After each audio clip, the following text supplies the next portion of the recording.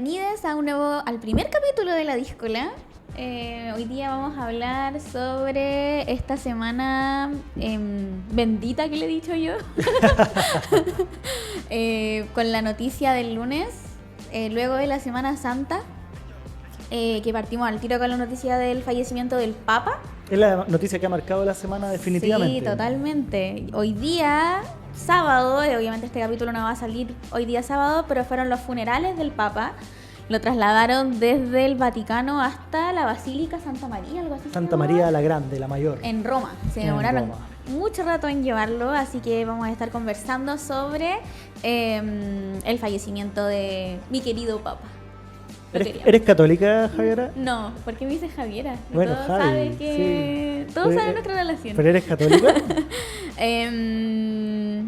No, pero este Papa me caía muy bien.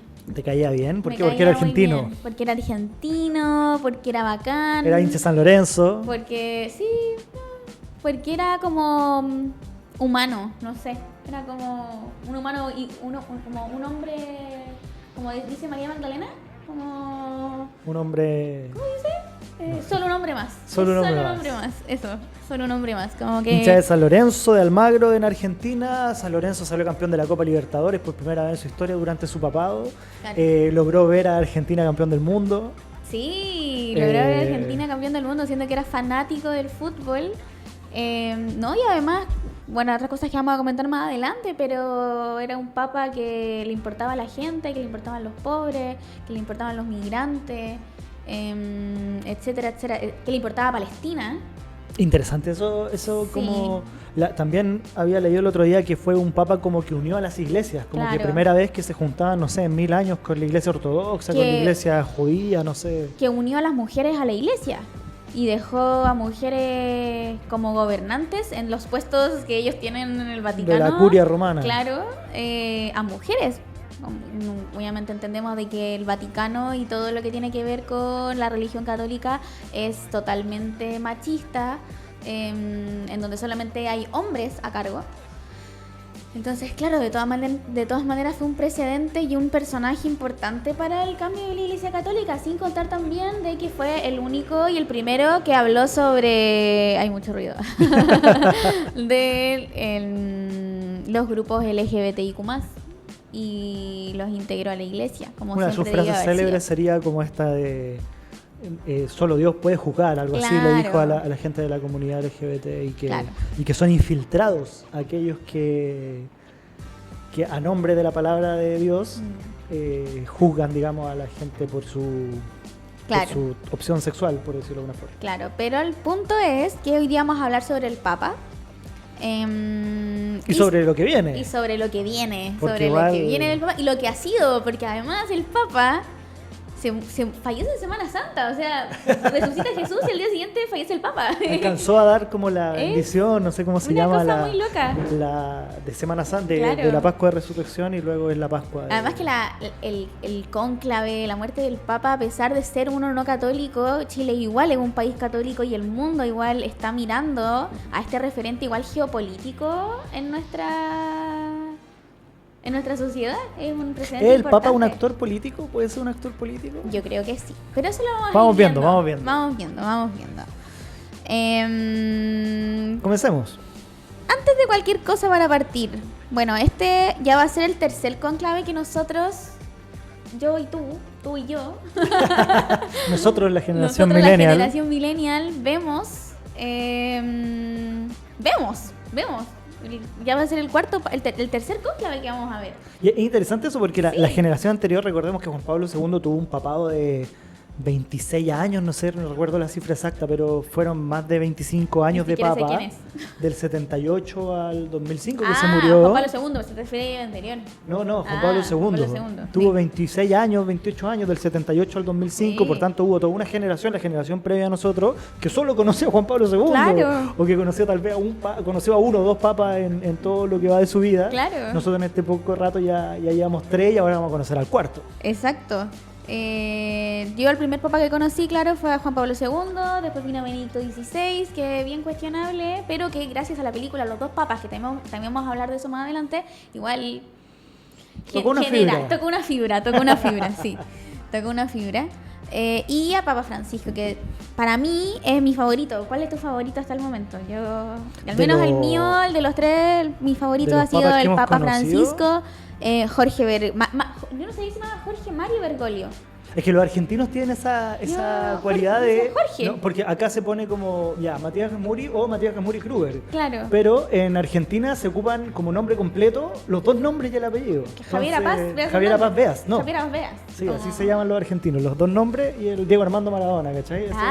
Jorge Mario Bergoglio. Toda la razón, no me había dado cuenta de eso. Jorge Mario Bergoglio. No, sí, mi favorito de los papas ha sido Francisco, sin lugar a dudas, porque era jesuita, porque tenía da como un discurso los primeros años de papado en Brasil en una jornada de la juventud, en donde le dice a los jóvenes, hagan lío, quiero lío en la iglesia, quiero que se muevan, quiero que hagan cosas, que cuestionen. Entonces eso sin duda es un pensamiento sumamente interesante para una figura como un papa que veníamos de Juan Pablo II, que si bien es muy querido, es muy cuestionado por su rol geopolítico también. Benedicto, que con el crimen solicitationis, que es el documento que él hace para encubrir a las víctimas. Bueno, en latín. Es que escape, el crimen solicitationis.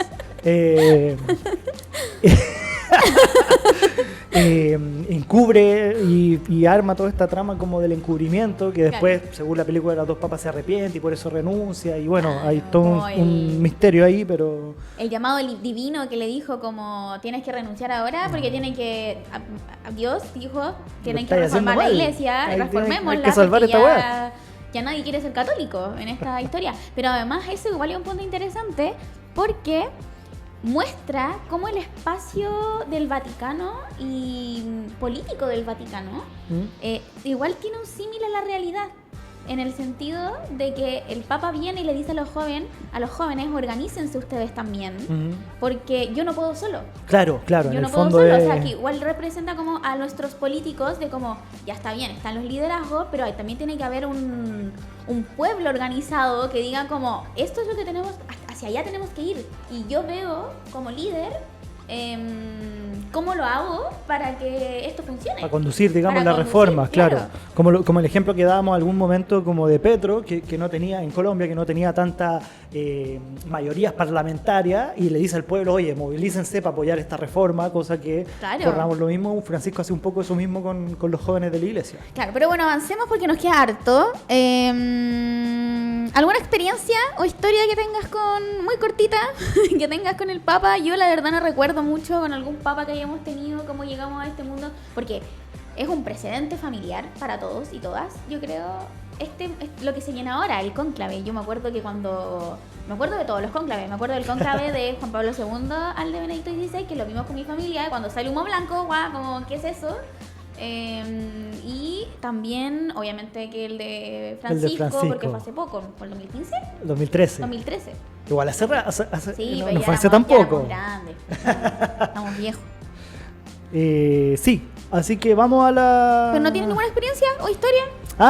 Sí. ¿O te la guardas? No, sí, en mi casa era una familia muy católica y había una Biblia que yo encontré, una Biblia de este volado gigante, muy antigua. De hecho, había un mensaje del Papa que publicaba esa Biblia, que era Pablo VI. Imagínate, la Biblia era de los años 60, no sé de cuándo.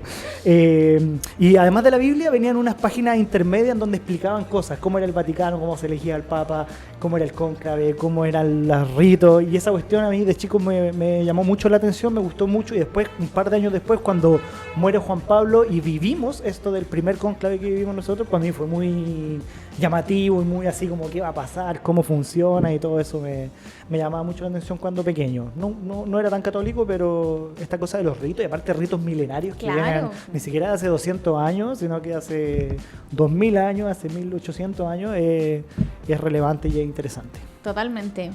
Bueno, yo no tengo ninguna historia particular, excepto que es el hito familiar, ver el conclave que se viene ya en 2 semanas. Yo eso sí pensaba, con mente de joven y mente ya que pasaron muchos años, que el conclave era al tiro. Moría el Papa, conclave al tiro. Y no, pasan 2 semanas o 3 semanas. Me di cuenta también ahora en la película, que también vamos a hablar de eso un poquito, que pasa tiempo desde que lo que tal vez sepultan. Tal vez el 2005, 2 semanas... No, yo pensé que era el tiro. No eran tan terribles. Humo negro, no estábamos en esta sociedad tan rápida en donde al día siguiente tiene que pasar todo. En esa época, 2005, 2013, puede ser que haya sido... Claro, pero bueno. Vamos a nuestro primer titular. Recordamos que somos un medio pequeñito. Vamos a estar hablando de cosas que hablan los medios. Nuestro titular principal ocurre ayer porque sellaron el ataúd del Papa poniendo fin formalmente al velorio en el Vaticano. Y no solamente en un ataúd cualquiera, lo ponen en un ataúd de madera. O sea, yo cuando vi un ataúd fue como... un ataúd de madera tan sobrio, ya eso también te dice algo del Papa, como el Papa que era.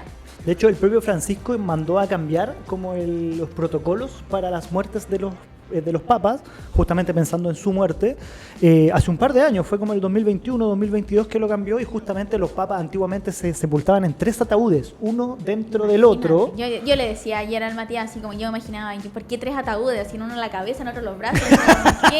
¿Por qué 3 ataúdes? ¿Cómo funciona eso? No, era uno encima de otro. Claro, uno dentro del otro, uno de madera, otro de zinc y otro de plomo, que era una cuestión muy, muy cuática.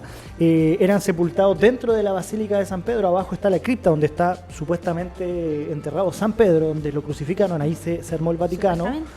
O sea, es que fue hace 2000 años, hay algunos estudios arqueológicos, pero no se sabe si es que realmente está la tumba de San Pedro ahí, es un supuesto, obviamente. Y también llamó, por ejemplo, los cuerpos de los papas anteriormente se exponían afuera, así como... Bueno, este también se expuso, pero estaba Francisco dentro de su ataúd abierto. Los otros cuerpos eran como que estaba acostado y lo sacaban a dar una vuelta, era como toda una cosa mucho más, no sé si morbosa es la palabra, pero él quiso hacer como este rito un poco más sobrio dentro de lo que es la Iglesia Católica. Y también se enterró fuera del Vaticano, que la mayoría de los papas se entierran dentro del Vaticano en estas criptas, la cripta de San Pedro, y el Papa, como le gustaba armar lío, se fue a enterrar a la Basílica de Santa María la Mayor, a 6 kilómetros del Vaticano, dentro de Roma obviamente, pero tuvo que recorrer la ciudad, cerraron las calles. Habían gente también, habían algunos titulares relevantes como de cómo se enfrentaba Roma a esta situación, con respecto a que iban a haber gente pobre, que iban a haber transgéneros. Cuéntanos un poquito de esas noticias. Sí, antes de eso, igual es importante decir que al menos 130 delegaciones, incluyendo unos 50 jefes de Estado y 10 monarcas en ejercicio, asistieron hoy día a la misa del funeral que tuvo lugar en la plaza de San Pedro. Estaba Donald Trump, estaba Giorgia Meloni, estaba, bueno, Javier Milei, obviamente, presidente de su nación. Súper católico, súper jesuita, por supuesto. Súper cercano a Juan Pablo, que creían en los pobres, creían en los migrantes. Donald Trump también estaba. Totalmente. El rey Felipe, etc. Claro, pero el punto es que esto es interesante, porque es como lo que hablamos al principio. El Papa... solicita, entiendo, que asistan, y no solamente asistan, yo entendí que igual es uno de los que los llevaban, las personas que llevaban el ataúd hacia el auto, que parece que se fueron al auto al final y se vinieron caminando. No tenemos. Información que no tenemos, porque fue a las 4 de la mañana, nos íbamos a levantar a verlo y no nos levantamos. Pero él solicita de que hayan migrantes, que hayan personas transgéneros, que hayan pobres, que hayan prisioneros, que hayan personas internas en este momento en cárceles, que asistan a su funeral. Él solía ir a las cárceles. Claro, él solía ir a las cárceles. Era de estos papas que... pero es muy interesante los titulares que surgen porque, por ejemplo, no sé, me imagino que no debe ser un medio muy de izquierda, 20 minutos, dice: Roma se blinda para un funeral en el que pobres, transexuales y migrantes despedirán a paso solemne, a paso lento, me imagino, al Papa Francisco. O sea, blinda, así como... Se blinda para que lleguen estos pobres, transexuales, los pobres, los migrantes y los presos. Ojo ahí, como... Y dice mucho del Papa finalmente. Dice mucho, no sé, ahí como que... Dice mucho del Papa y dice mucho de la prensa también, como de esta aporofobia, de esta de este odio y esta negación hacia los migrantes, hacia los transgéneros, hacia la comunidad LGBT, hacia todo aquel que es diferente, y justamente el Papa Francisco, dentro de este contexto, intentó abrir las puertas un poco de la tradicional Iglesia Católica, de la Iglesia Católica Apostólica Romana, que además en el Vaticano está encerrada, que está llena de lujos, que está cuestionada, que están los curas pedófilos. Intentó abrir un poco hacia esas comunidades, pero obviamente la prensa internacional y los sectores conservadores nunca están muy cómodos con la presencia ni de pobres, ni de migrantes, ni de transgéneros, ni de presos. Claro, de hecho ya fue el funeral hoy día en la mañana, pero ya fueron cerca de 40 personas en situación de vulnerabilidad las que acompañaron el féretro. ¿Viste si fue el féretro? Yo también entendía eso. El féretro del pontífice, del Papa, lo que demuestra, dice acá, el compromiso de la máxima autoridad de la Iglesia Católica con los más vulnerables. O sea, igual se permitió una cosa que hubiese sido el deseo del Papa y otra cosa que se haya permitido. Claro, que se haya realizado finalmente. Obviamente no con las personas trans o los migrantes, pero en el caso de los presos quizás perfectamente pudieron haber dicho como no. Claro, aparte que la Ciudad del Vaticano está dentro de Roma, dentro de Italia, entonces es un país dentro de otro país, y para sacar, cuando eran los funerales dentro de la capilla de la Basílica de San Pedro, daba lo mismo, estaba dentro del estado de la Ciudad del Vaticano, pero al momento de trasladar el féretro al centro de Roma, ya cruza esta frontera entre la Ciudad del Vaticano, que es un estado, y entra a Italia, y ahí ya dependen de las autoridades italianas, de la policía italiana, el cómo se hacía ese despliegue, y finalmente no hubo mayores incidentes ni problemas con el funeral del Papa Francisco. Y mira qué bonito, porque cada una de estas personas iba a llevar una rosa blanca en la mano, en símbolo de gratitud y despedida del Papa. Así que bonito encuentro yo. Oye, tú mencionabas al principio que el Papa era un Papa que apoyaba a Palestina. ¿Cómo es eso que un Papa católico, apostólico romano, apoya a Palestina? Los palestinos, la mayoría son musulmanes.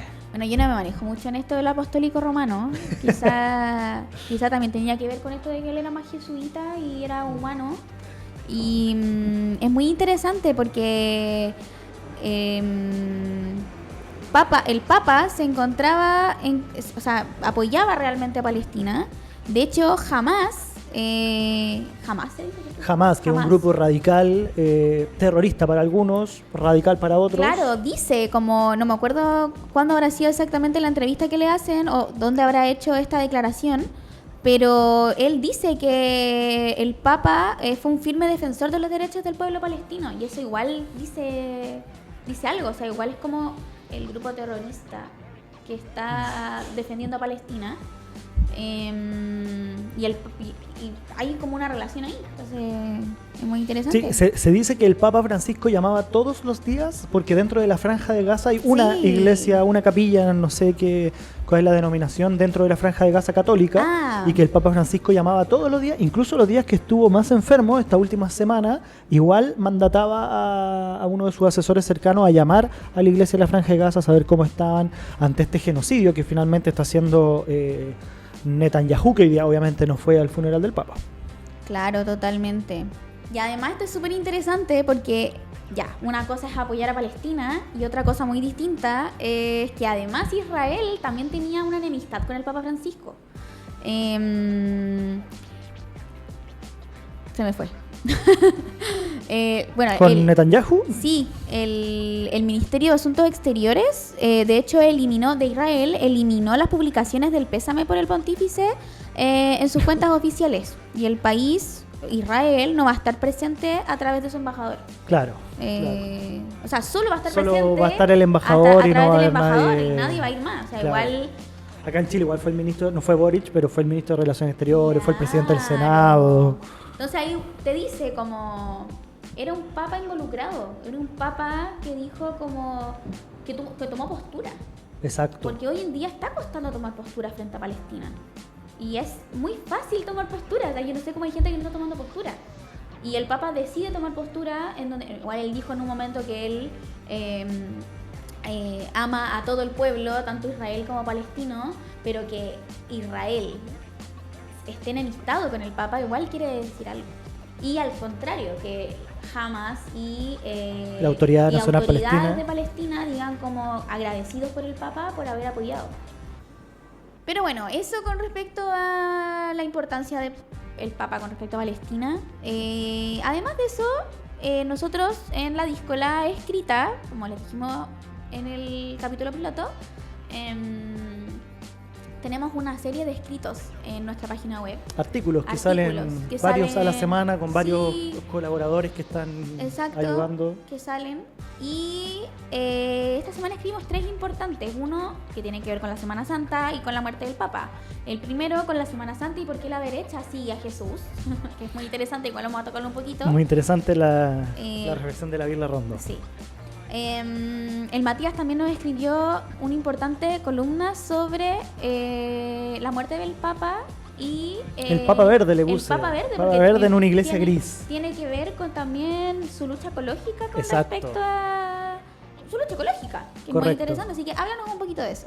Bueno, sí, la columna la pueden encontrar en la discola.cl, se llama Un Papa Verde en una iglesia gris y habla justamente en el contexto, estaba con ganas de escribir algo con respecto al Día de la Tierra, porque el martes 22 de abril, ¿fue martes? Sí. Fue el Día de la Tierra y justo un día antes murió Francisco y Francisco fue el primer papa que tomó en sus manos la lucha ambiental, el cambio climático y finalmente la crisis climática que estamos viviendo en nuestro planeta, en donde planteaba justamente, él sacó una encíclica. Las encíclicas son como estas reflexiones que hacen los papas. La más famosa es la Rerum Novarum, en donde se abrió un poquito la iglesia hace varios papas atrás. Y las encíclicas más famosas de Francisco fue el Laudato Si, así se llama, publicada en 2015, un par de años después de que fue elegido papa, hace 10 años más o menos, y que, inspirado en San Francisco de Asís, que es quien le da su nombre como papa, habla sobre el cambio climático, sobre la importancia de cuidar el planeta, pero no solo se queda ahí, sino que también hace una crítica brutal al modelo económico que estamos teniendo en nuestro planeta, al modelo capitalista, al modelo extractivista, y dice textual: la Tierra, nuestra hermana, clama por el daño que le provocamos, ¿cachai? No era solamente una metáfora. Y bueno, ha sido complejo justamente en los últimos tiempos porque los líderes políticos, si bien en algún momento se posicionaron en términos del cambio climático, hoy en día igual estamos viviendo toda una ola de negacionismo, de que el cambio climático no existe, de que estos son inventos de los woke, claro, cualquier cosa. Entonces, el hecho de que el Papa, desde esta encíclica, que en el fondo las encíclicas son manifiestos políticos de los papas, donde plantean su postura, haya hablado como de una conversión ecológica, de repensar el modelo económico que estamos teniendo, etcétera, es importante porque lo toma. Entonces, bueno, en la discola.cl está el artículo completo por si lo quieren leer. Lo invitamos a leerlo. Lo invitamos a leer y también obviamente ahí está la pregunta que después la vamos a abordar también, que qué va a pasar con este cuestionamiento y con esta posición política ecológica desde la Iglesia con el cónclave y el nuevo Papa, hacia dónde seguirán impulsándose los cambios, tendremos un retroceso conservador, nos mantendremos, etcétera. Así sigue mostrando el Papa cómo fue un Papa tan diferente a lo que conocíamos hasta el momento y por qué incide tanto en la gente católica y no católica también. Porque fue un Papa mucho más transversal, ¿o no? Sí, totalmente. Yo creo que acercó a muchas personas a la Iglesia Católica. Lástima que también las iglesias particulares locales tampoco ayudan mucho, pero esto debería ser como ley, así como el Papa es así que empezamos a cambiar las cosas en todo el mundo, pero los cambios, sabemos, son procesos leninista largos. Para abajo, que baje la línea política del Papa. Claro, debería ser la cuestión. Aquí, ¿qué tanta democracia? Si ya tienen democracia los papas, lo eligen entre ellos. ¿Cómo que democracia? Si lo eligen, hay sí, votos. pero lo eligen 5 personas, podrían elegirlo a todos, el párrafo de todo Chile. Pero bueno. La visita del Papa a Chile fue una muestra de aquello, ¿no? ¿En qué sentido? El 2018, cuando viene el Papa Francisco, que habían lugares extensos donde iban a llegar 700.000 personas y al final llegaban 100.000, sí. Y se demostró como palpablemente de que la Iglesia Católica chilena, en este caso, pero tal vez quizás mundial, no es lo mismo que antes y hay una crisis desatada, sobre todo por los casos de abuso y la decisión que tomó Francisco también de tener al obispo Barro condenado, o sea, no condenado, pero acusado de encubridor como uno de sus ayudantes. Totalmente. Pero bueno, sigamos avanzando en este tema. También, como les dije anteriormente, les invitamos a leer el artículo anterior del que le estábamos hablando, sobre de por qué la gente de derecha sigue a Jesús, de Virla Rondó.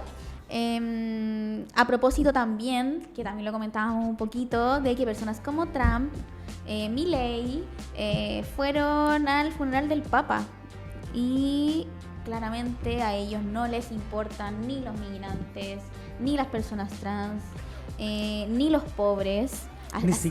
Dime. Ni siquiera es que no les importen, es que lo odian, es que quieren que no existan, quieren expulsarlos. Los están expulsando, o sea, Trump está expulsando a todos los migrantes, no sé, como se ha llamado. Tuvo una pelea que quizás en un otro capítulo lo podríamos abordar. Tuvo esta falta de respeto también hacia la actriz de Euphoria, la que es trans también. ¿Ya? No ahí tuvo una polémica también, porque es como que además está metiéndose con los referentes como artísticos quiere pitearse de Estados Unidos. Entonces, pero bueno, eso es para otro capítulo. Otra cosa también importante con respecto a esto de por qué la gente de derecha sigue a Jesús, pero también que tiene relevancia con la muerte del Papa, es que, por ejemplo, la semana pasada, no sé si el lunes, martes o miércoles, hubo una misa en la Catedral de Santiago, en donde también asisten todos los candidatos a presidentes de nuestro país. Asisten personas como Kaiser, asisten personas como Kass, que se creen súper religiosas, pero que no tienen nada que ver con el discurso del Papa Francisco. Nada que ver. O sea, Kaiser es un peligro para la sociedad, para nosotras las mujeres, para los migrantes, para las personas trans. Ni Matei salió hablando de que quiere crear las cárceles de Bukele, o sea, no le importan los presos. Entonces, como es importante que lean también, que vayan a leer, por eso les invitamos a leer este artículo, porque es importante hacer esa reflexión de que personas, de la inconsecuencia que tienen estos políticos o estos como sujetos, de ir a ver al fallecimiento de un papá que no creían nada de lo que ellos creen. Y ahí es donde ellos toman este discurso que hemos escuchado mucho esta semana, como de no politicemos la iglesia, claro. El Papa no era político, estos son momentos de reflexión y de espiritualidad, y que no se tome esto, cuando el Papa era profundamente político. Hizo un llamado a hacer lío en toda la iglesia, levantó voz con respecto a la comunidad LGBT, tomó posición respecto al cambio climático. Él estaba profundamente metido no en los partidos, obviamente, pero sí en un posicionamiento político. Y no solo él, yo creo que la figura del Papa es sumamente política, y ahí también le damos pase a la película del Cónclave, que ahora vamos a conversar de eso. Porque también tenemos un artículo. Porque también tenemos un artículo al respecto, que lo vamos a hablar al tiro, pero deja no perder el hilo. De la importancia que tiene el cónclave como tal, como ente político, pero también la figura del Papa como sujeto político. Él también va a representar ideas. En un momento de la película, que también la vamos a hablar más adelante, Stanley Tucci le dice a... al protagonista, me van a matar. A Thomas. Siempre se me olvida el nombre del actor. Pero al protagonista... Thomas Lawrence, el personaje. Ralph Fiennes, le dice a Ralph Fiennes como, toma postura y involúcrate, esto es una guerra. Esto es una guerra ideológica. Esto es una guerra ideológica. O sea, y la gente dice después que el Papa no es político.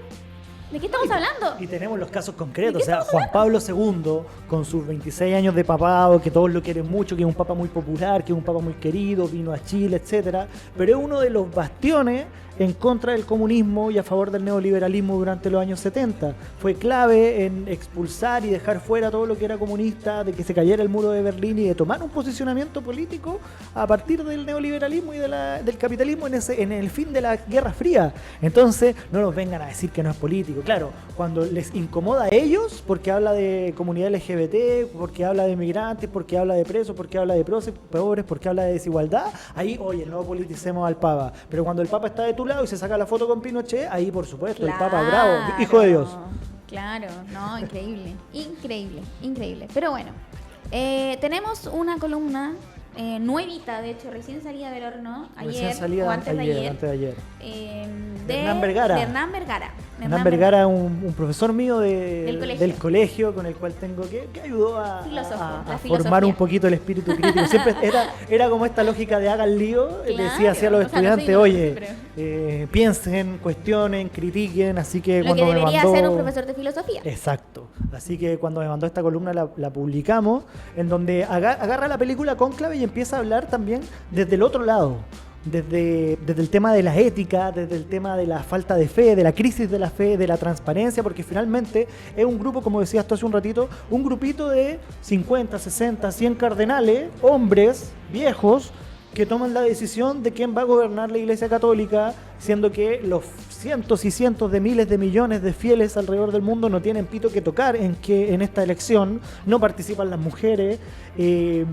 También está este tema de la fe, que en el fondo es lo que decías tú, que finalmente se supone, el espíritu del cónclave es que el Espíritu Santo haga lo suyo, de que se elija a alguien con las herramientas, con las capacidades para poder guiar a la iglesia, y finalmente lo que ocurre es una guerra de poder en donde están los conservadores, están los liberales, se agarran a pelear, y finalmente una lucha de poder, de egos, en donde todos quieren ser el Papa.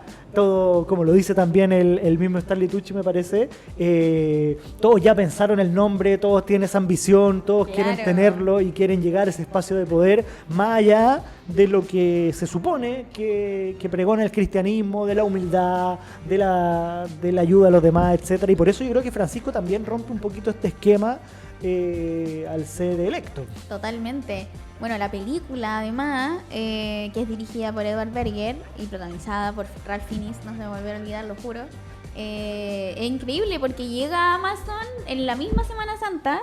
La suben por Viernes Santo, el 18 de abril. Estaba solamente, creo que en Movie y en el Magis TV, que claro, creo que era donde estaba. De hecho, de cines la sacaron mucho antes y ahora es el boom. Duró muy poco. Pero claro, la suben el Viernes Santo y el lunes se muere el Papa, viene el cónclave. Claro. Y ha tenido una cifra impresionante. Porque claro, el 18 de abril, el Viernes Santo la suben, el 21 muere Francisco y actualmente se me perdió la cifra, allá abajo. La película experimentó un notable aumento del 283% en sus visualizaciones en la plataforma de Prime Premium. Nosotros la vimos anoche. Sí, nosotros la vimos, o sea, ya la habíamos visto para los Oscar, pero anoche la volvimos a ver justamente. Alcanzó 6,9 millones de minutos reproducidos en un solo día. Solo el día que murió el Papa, entre el 21 y el 22, tuvo 6,9 millones de minutos de reproducción, según datos del Illuminate. Y además esto tuvo un auge principalmente en los países europeos. Por ejemplo, en Alemania creció un 1117% las visualizaciones de Cónclave. Así que igual es brutal. Estamos todos esperando el cónclave. Yo creo que eso es. Yo creo que estamos todos esperando el cónclave para entender el cónclave. La película nos cae como dedo en el anillo. Y además, no sé si ya lo dije, creo que ya lo dije, pero la van a volver a ver en los cines. No lo habías dicho. Creo que sí. Van a volver a los cines. Vuelve a los cines cónclave, porque estuvo muy poquito tiempo. Sí, lo dije. Ya lo dije, pero bueno, no importa. Estuvo muy poquito tiempo, nadie lo alcanzó a ir a ver. Ahora vuelve a cines porque estábamos toda la contingencia del cónclave. Y como digo, no solamente llama a verla gente católica, si esto es profundamente entretenido, es como ver Game of Thrones. Es como ver, de hecho, yo creo... Se pitean hueones. Yo creo que tiene mucha relación con Succession, no sé cómo se dice. Sí, también, Succession, no sé cómo se pronuncia. Creo que se dice, no sé. Que tú la viste, yo vi el último capítulo, pero también tiene que ver como quién se queda con el trono. ¿Quién se queda con el trono? ¿Quién? Desde la bondad de la Iglesia católica, el Espíritu Santo, el catolicismo, de que... Pero bueno, ¿te gustó el final de la película? ¿Final de qué? ¿De Cónclave? Sí, porque hay gente que no le gustó. Ya han pasado como 3 meses de que la dieron, así que no es spoiler. No es spoiler. O sea, si alguien... stop aquí, porque vamos a dar un spoiler. Pero el final fue súper controversial. Es que toma justamente las temáticas, digamos, de lo que hablábamos recién de Francisco, de las disidencias sexuales, de la comunidad LGBT, y la mezcla y la mete de lleno ahí como cardenal, como nuevo papa. Claro, y hay mucha gente que no le gustó el final, porque bueno, vamos a contar el spoiler, así que lo cortan si es que no quieren saber el spoiler. Pero finalmente el papa que eligen era un papa latinoamericano, si no me equivoco. Mexicano. Inocencio, que se elige, que era intersexual. Exacto, era intersexual. Expliquemos un poquito, ¿qué es ser intersexual? Ya, primero yo creo que es importante decir que yo no me paro desde el mundo LGBTIQ+, así que me voy a estar apropiando de conceptos que quizás van a ser errados, pero perdón si es que es así, pero lo que tengo entendido es que los intersexuales son aquellas personas que nacen con un sexo, en este caso sería, porque un género es más... Es social. Que en este caso este caballero, este papá, nace con pene. Pero cuando cumple los 40 años porque se va a hacer una operación al apéndice, se dan cuenta que tiene ovarios y útero. Claro. Eso significa que comparte las dos sexualidades. Claro. Dos sexos, hombre y mujer. El género de él es de un hombre. Entiendo de que él se considera un hombre, pero igual al final en la película dice como yo soy quien soy. Claro. No tiene ovario, claro, y tiene yo útero. Soy quien soy, dice como... Y genial, lo encuentro maravilloso. Y que un papa termine siendo intersexual es brutal. A mí lo que me llamó la atención y que me gustó mucho, que lo conversaba con mi papá, de hecho, que mi papá es muy católico y está metido en todo aquello, es que finalmente él lo interpretaba, y le gustó el final, porque lo interpretaba como la voluntad de Dios. Porque finalmente él no es que tomó una decisión en torno al género para cambiar de sexo, para hacer lo que sea, sino que a partir de... Él nació con eso, por tanto, en la lógica católica, Dios le dio los órganos de ambos sexos, por decir eso, entonces era totalmente divino dentro de aquello. Claro. Ahora uno se cuestiona y dice, ¿por qué no una persona que cambie de sexo? ¿Por qué no una mujer puede ser parte del papado? Estamos cambiándolo todo. Como ahora hay mujeres gobernando en la Iglesia Católica, monjas en este caso. ¿Por qué no? ¿Por qué no se podría hacer una...? Dicen que hubo Juana la Papisa que estuvo en los años 1200. Hay una película en Prime también, no sé si estará en otra plataforma, pero ayer la vi en Prime, que se llama La Pontífice, que es un papa que hubo en el año 1, años 20, no sé qué año, de verdad, no sé, obviamente después de Cristo, claramente, pero en el año 1, en la época de la Inquisición, que era una mujer que se disfrazó de hombre para poder ser el papa. También es interesante, la recomendamos. No sé si está basada en Juana la Papisa. Yo tengo entendido Juana que sí. Justamente era una mujer que se disfrazaba de hombre. Tengo entendido fue papa que sí. un tiempo, después la pillaron, después, bueno, sí. En esta época cuando los papas se vestían, bueno, todavía, pero es que Francisco no se vestía así. No, Francisco era de blanco, con su crucecita, en su féretro de madera. Pero bueno, datos interesantes. Dos películas. Sí, una ya lo comentamos un poquito, Los dos papas, una película muy interesante, está disponible en Netflix. Que retrata las conversaciones, porque nosotros además no solo vivimos 4 papas, sino que vivimos 2 papas vivos al mismo tiempo. Normalmente los papas se eligen cuando se muere el otro, pero Benedicto XVI, después de 700 años, tomó la decisión de renunciar. Y después esta película... de 700 años. No, pues él no tenía 700 años. No, el último que renunció, que fue Gregorio XIII, no sé, fue hace 700 años. Pero después de 700 años hay una renuncia de un papa de nuevo. Y la película muestra, una película dirigida por Fernando Meirelles, que muestra justamente las conversaciones tanto de Benedicto como con Francisco, tanto antes cuando Benedicto es electo papa, cuando Francisco es solo un cardenal y después cuando son electos, etcétera. Y esa película es muy linda, a mí me gustó mucho cuando la vi.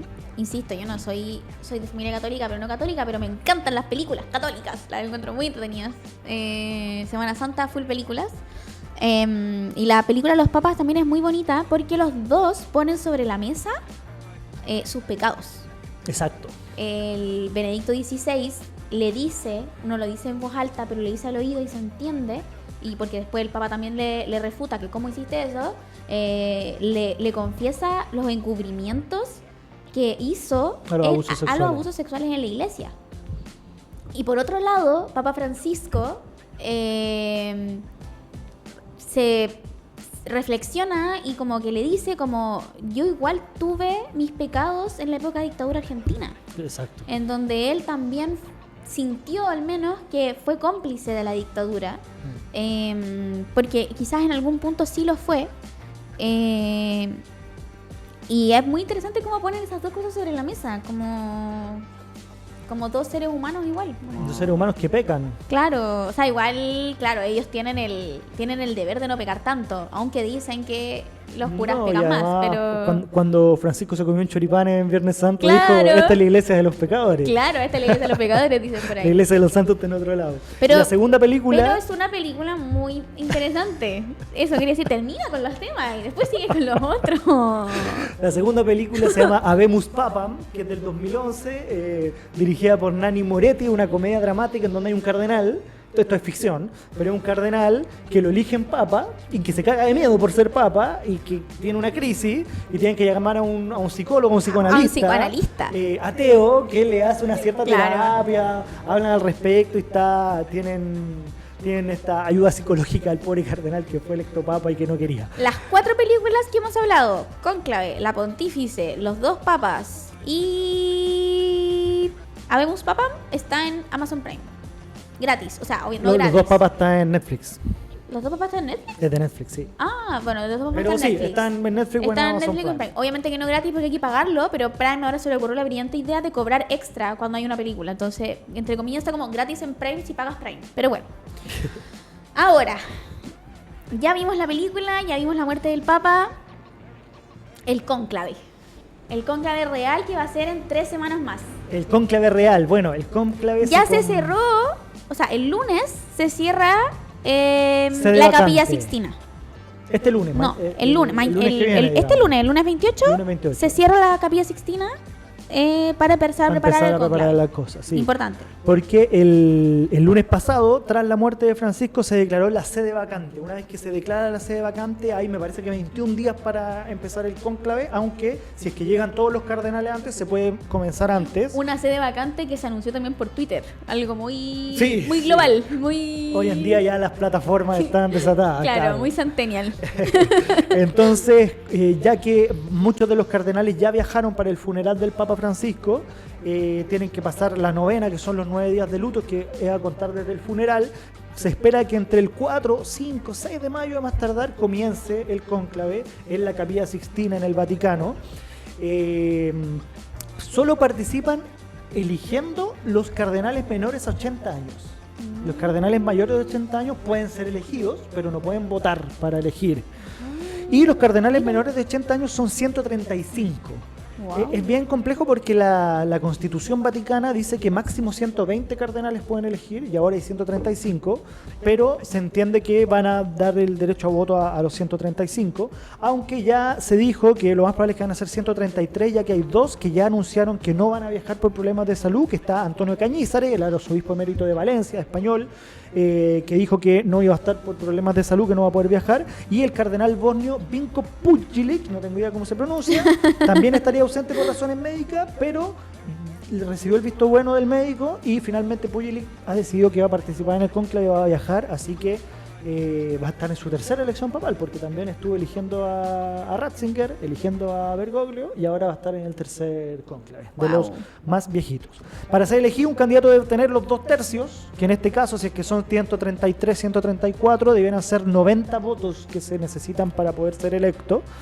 Y si después de 30 votaciones aún no hay un consenso, la elección queda entre 2 candidatos y no se pueden abstener y tienen que votar sí o sí, y ahí el que gana primero gana y listo, después de 30 votaciones. En los últimos años han sido alrededor de, en el segundo día a más tardar, el tercer día ya se elige. A la quinta votación fue electo Francisco, a la tercera votación fue electo Ratzinger. Este cónclave será el más internacional y el más joven de la historia reciente, reflejando la diversidad del colegio cardenalicio, porque Francisco nombró un montón de cardenales de África, de Asia sobre todo, así que es sumamente relevante. De hecho, como dato freak, hay un cardenal australiano. No es ucraniano. Bueno, él es ucraniano, pero viene de Australia. ¿Ya? Que es el Papa, es el cardenal millennial que le dicen. Ya. Según yo no es tan millennial porque es del 80. Según claro. yo es más como X. Nació el 80, pero igual se va a estar votando como gran noticia Papa Millennial, Mikola, no sé cómo se dice, Bicok, no sé cómo se llama, pero él viene de Melbourne, de Australia, y es ucraniano. No entiendo por qué es ucraniano. Claro, nació en Ucrania, sí, pero... Nació el 13 de febrero de 1980 en Ternopil, Ucrania. Pero es cardenal de Melbourne. Y tiene 45 años, del 80 al 2025. 45 años, por eso digo, yo no sé si es tan millennial, pero a ellos, pero él lo llaman el cardenal millennial, entre ellos. Joven, claro, si para normalmente los papas 80, tienen 70 años, 60 para los caballeros años. de 80 es ser como tú, millennial, pero va a votar a alguien joven, muy joven, como dato freak. Ahora sí. Oye, otro dato freak, el cónclave más largo de la historia. Los ¿Ya? cónclaves normalmente duran 2 o 3 días. El cónclave más largo de la historia fue en 1268. Wow. Y terminó en 1271. Estuvieron 3 años, casi 3 años. Eran 20 cardenales con derecho a voto. Esto ocurrió en Viterbo, Italia, no en el Vaticano. Y se requerían 14 votos para salir electo. Estuvieron, no pudieron ponerse de acuerdo. Finalmente la situación se agravó a tal punto que las autoridades locales de Italia intervinieron y encerraron, por primera vez se encierran a los cardenales en el Palacio Papal. Después les redujeron las comidas y después incluso dicen algunas fuentes de que retiraron el techo del edificio para que se cagaran de frío y les llegara la lluvia hasta que eligieran un papa. ¿En qué año fue eso? Eso fue en 1268 al 1271. Wow. ¿Qué ocurrió? Sin comida, sin techo. Hubieron 3 cardenales que murieron en el intertanto, encerrados por poca comida. Y como eran 3 cardenales menos, se eligió finalmente a Teobaldo Visconti, que no era cardenal, pero que fue electo como papa y se eligió como Gregorio X. Yo iba a decir Gregorio X, dice yo que. No, Gregorio X. Gregorio X. Y Gregorio X creó una bula, una ley que se llama el Ubi Periculum. Durante el Segundo Concilio de León, en donde se generó esto, el encierro obligatorio de los papas en los cónclaves, la limitación de asistentes, que no haya tanta gente, sino los cardenales justo adentro, y racionamiento progresivo de alimentos. Si no se alcanza una decisión en 3 días, se reduce la comida a solo una porción diaria, y después de 5 días adicionales solo se permite pan, agua y vino. Wow. Y se prohibió la comunicación externa. Ese fue eso es interesante, porque en la película del cónclave, los que la vieron, el Ralph Fiennes dice en un momento como que ninguno de estos cardenales tenga exposición con afuera porque se van a... Se permean de lo que está pasando. De lo que pasó, entonces, de la situación. necesitamos que estén como mega objetivos en esto y elijan por lo que está acá adentro. Claro. Entonces igual es súper interesante lo de la prohibición de comunicación externa. Es súper relevante porque el cónclave justamente viene del latín conclave, con llave, de que se encierran con llave. Y efectivamente se encierran hasta que la única señal que tenemos es el humo negro, que significa que no han llegado a algún tipo de acuerdo, y humo blanco de que finalmente se eligió el sucesor de Pedro. Claro. Bueno, y en ese cónclave más largo fue tras la muerte del Papa Clemente IV. No tengo idea quién... No, hay cuántos papas. Me parece que Francisco era el número 268. Me parece que es la monarquía, entre comillas, más larga de la historia. Se partió con Pedro en el año, literalmente en el año 1. En el año 60 creo que murió Pedro, pero... ¿Sí? El año 1 después de Cristo. Claro. Bueno, ¿y qué pasa una vez logrado el quórum requerido para elegir el Papa? Bueno, una vez que se logra el quórum, se le pregunta al candidato si acepta ser el Papa. Si responde que sí, se le conduce a lo que se llama la Sala de las Lágrimas, que es justamente donde le ponen su vestimenta, donde elige también el nuevo nombre. Usualmente son inspirados en santos o papas anteriores. Francisco eligió un nombre nuevo, es el primero que elige un nombre desde el año 1300. Y posteriormente a eso es presentado al mundo desde el balcón de la Basílica de San Pedro, en donde el cardenal emérito pronuncia la famosa frase Habemus Papam. Y toda la gente explota de emoción porque y llora mucho. Hay un nuevo y claro, exacto. Claro. Pero bueno, así con la elección del Papa que se va a venir ahora pronto, el conclave va a estar, yo creo que, o sea, es bien fome verlo porque es pura, uno no ve nada. Pues. O sea, ve una chimenea y espera que haya humo negro, humo negro. Pero la gente, toda la gente va a ver que a todo esto a mí me da bastante miedo. Yo no iría a ver nunca porque hay muchas películas en donde hay atentados al Vaticano. De hecho, en el cónclave hay un atentado al Vaticano en un momento. Yo jamás iría a ver ¿Siempre hay una película de Vaticano? Siempre hay una bomba. Siempre hay una bomba. Siempre hay una bomba. Siempre. Pero bueno, ¿cuáles son los cardenales favoritos para salir en este conclave para ser el próximo Papa 2025? En adelante. Hasta quizás qué año. Hasta quizás qué año. Hasta que se acabe el mundo. Bueno, como les dijimos, hay 135 cardenales que van a participar dentro de esta elección. El favorito es Pietro Parolin. Es un italiano de 70 años que fue el secretario de Estado, es como digamos el primer ministro de Francisco. Es reconocido por su habilidad diplomática y su capacidad para generar consenso entre las diferentes corrientes dentro de la Iglesia. Hay que cachar que en la Iglesia están los liberales que lideraba Francisco, que quieren cambios, pero no son políticos, que quieren avanzar en reforma. Están los conservadores, que algunos quieren retroceder la reforma y que son contrarios a la comunidad LGBT, contrarios a los migrantes, etcétera. Y bueno, Pietro Parolin es uno de los favoritos porque justamente es un moderado, es uno que puede poner de acuerdo entre a los cardenales liberales, a los cardenales conservadores, entonces eso le da mayor apoyo ante la radicalización y la polarización entre ambos bandos, que finalmente se opte por un camino intermedio que puede ser Parolin. ¿Cuál es el problema que tiene Parolin? Que es muy cercano a China. Es uno de los que ha liderado de que el Vaticano y la Iglesia Católica se entrometa en China, se integre a la comunidad china que además de ser el país más poblado del mundo, es la potencia económica y es finalmente el que en la guerra económica está liderando ahí contra Estados Unidos. Entonces al mundo occidental no le acomoda tanto Parolin tampoco. Claro. Porque si bien es más moderado, no va a arrancarse con los tarjos de Francisco, abrió la puerta a China y eso no le gusta mucho a los occidentales. ¿Qué pasa con Matteo Zuppi? También italiano de 69 también italiano. años. Recordemos que la mayoría de los papas han sido italianos, ¿no? Dentro de los 135 hay 20 italianos. Yo no conozco pero la mayoría de los papas que han habido. De la historia, sí. Porque Juan Pablo, alemán. Es que claro, polaco. Juan Pablo fue polaco, Ratzinger fue alemán y argentino. Y Francisco latinoamericano. Pero de ahí para atrás, todo italiano. Mira, interesante.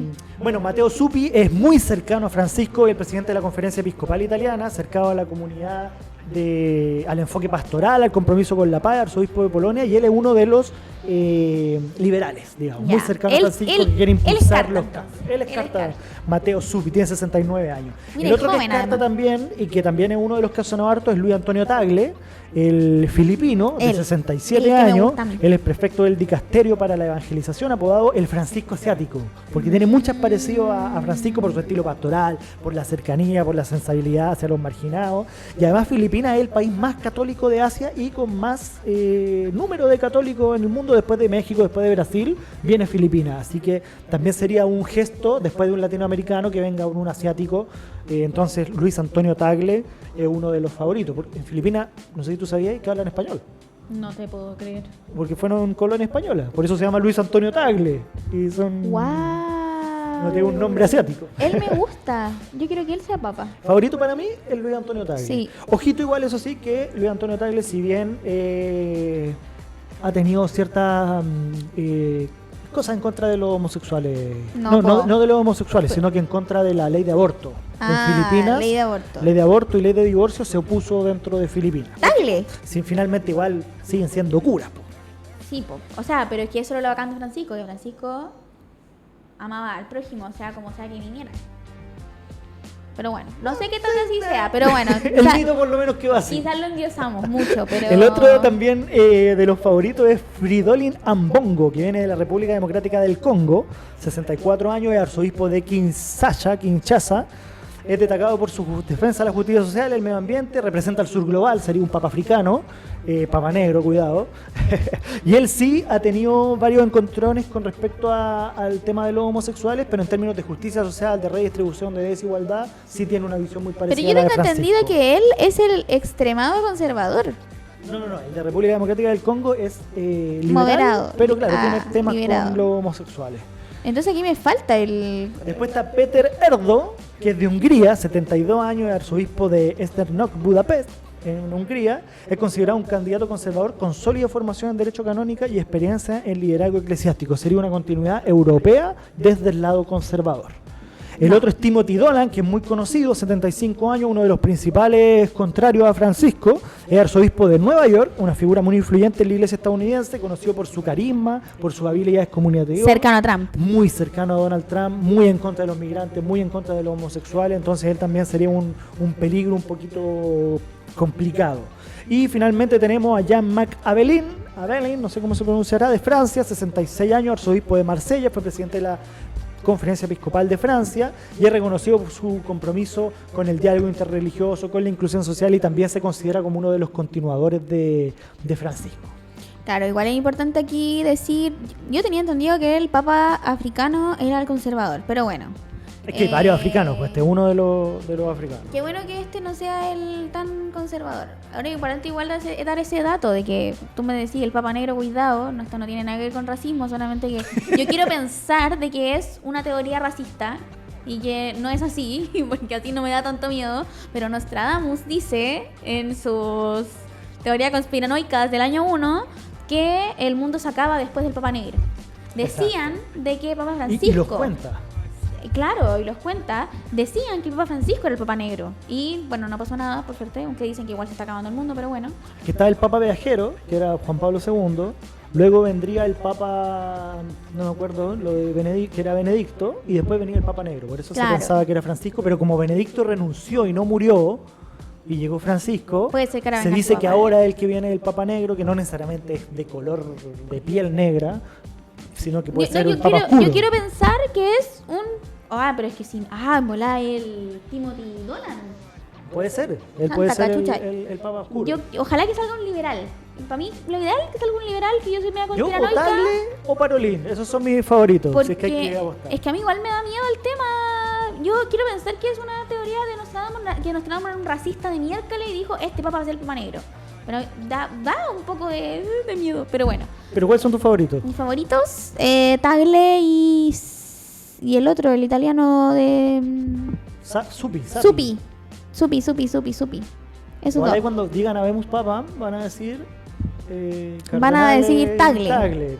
Ojalá que sea Tagle. Yo voy por Tagle, por Filipinas, 67 años. Pero el último de los casos, Parolin. Creo que el hecho de abrir a China es una cosa interesante. Ahora, lo importante es cómo se llame. Se puede llamar Clemente, Inocencio, León. Dicen de que no venía solita la teoría. Dijo que el Papa Negro se iba a llamar Pedro, igual que Pedro. Sí, pues, Pedro el Romano. Entonces, pobre, el cardenal que se ponga Pedro, porque no me hinchen. No, qué miedo. No, me da mucho miedo esas teorías conspiranoicas. Oye, y el cónclave ya partió con polémica, todavía no parte y ya hay polémica. Chanfle. Porque tenemos el cardenal italiano Angelo Becciu.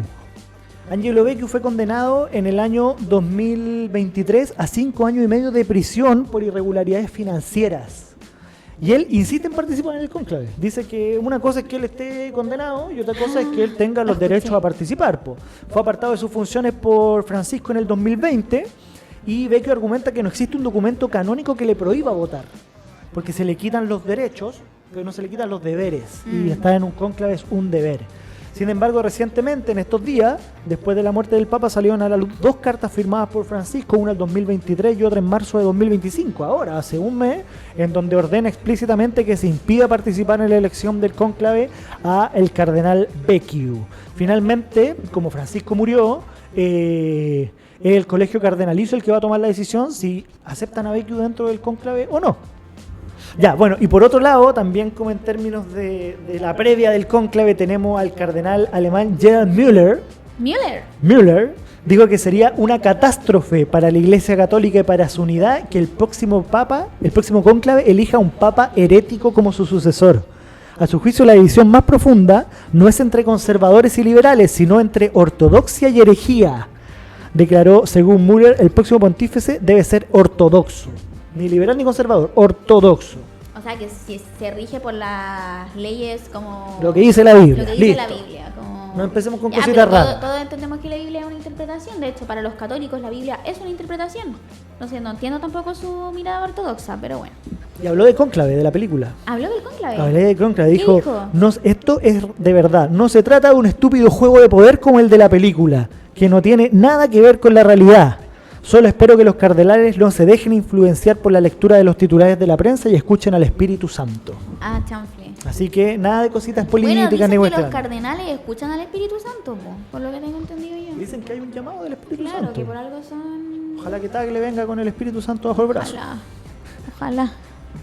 Es que yo creo que igual afecta, o sea, uno no es católico, no está metido en la iglesia, pero creo que la figura del Papa y quién es el Papa importa en términos geopolíticos. En términos geopolíticos, totalmente. Pero bueno, ¿algo más que decir sobre el Papa y el cónclave y lo que se viene? Se viene el cónclave, vamos a estar siguiéndolo. Seguramente vamos a sacar algún articulito cuando ya tengamos el Habemus Papam. con respecto a quien salga, sea Parolin, sea Tagle, sea Mueller, sea el gringo de Donald Trump, etcétera. Pero ahí vamos a estar atentos, obviamente, a este tema que, si bien no somos católicos, no participamos en la Iglesia Católica para nada, es un tema interesante igual, es entretenido. Yo no me quería quedar con las ganas de decir de que, para terminar con este tema del Papa, de la importancia que tuvo con respecto a la inserción de las mujeres en la Iglesia Católica, porque el Papa dijo que la inclusión de la mujer no es una moda feminista, es un acto de justicia. Lo dijo. Con esa frase es importante. Y también, por ejemplo, que de antes hablamos un poco sobre los cargos que tuvieron mujeres en el Vaticano. El Papa nombra a Rafaela Petrini, gobernadora del Estado de la Ciudad del Vaticano. A Simona Brambilla, o Brambilla, no sé cómo, si será italiana o será más latina, como prefecta del dicasterio. No sé qué es un dicasterio. Los dicasterios son como los ministerios, pero de los curas. Dicasterio para la vida consagrada y la sociedad de la vida apostólica. Y a Emilce Cuda, secretaria de la Pontificia Comisión para América Latina. Entonces igual hubo avances en términos de género, de mujer. En términos de yo imagino que son monjas. Inclusión de las mujeres. Yo no creo que haya otro rol que no sea el ser monja en la Iglesia Católica, pero igual es un precedente con respecto a lo que hizo el Papa Francisco con respecto al género, que no solamente se queda como un discurso vacío, sino que hubo cambios a nivel de Iglesia Católica. Definitivamente, y ahí nos quedamos con la frase de Francisco ya para cerrar este primer capítulo de la díscola: hagan lío, ese lío organícenlo, porque así es como vamos a ir avanzando, vamos a ir haciendo cambios, vamos a ir presionando para que las cosas cambien, así que la mejor forma de recordar a Francisco es haciendo lío y organizando lío. Así va a llamar el capítulo, hagan lío. Muy bien. Me gusta. Lío que incluye a todos. Pero bueno, eso, un gusto, primera vez, primer capítulo del Papa, coyuntura la díscola internacional, global. Y todo el mundo está mirando el Vaticano en este momento, nosotros también aquí desde la díscola. Recuerden seguirnos en Instagram, ladiscola.cl, en ladiscola.cl en la página web están todos los artículos, también seguramente va a estar este capítulo. Suscríbanse, denle like, ayúdenos a subir en los seguidores. Los seguidores también. Porque somos un medio chiquitito nuevo, pero con ganas de hacer cosas. Con ganas de hacer cosas. Y ganas de decir esto. Así que eso, muchas gracias. Nos vemos. Chao, chao.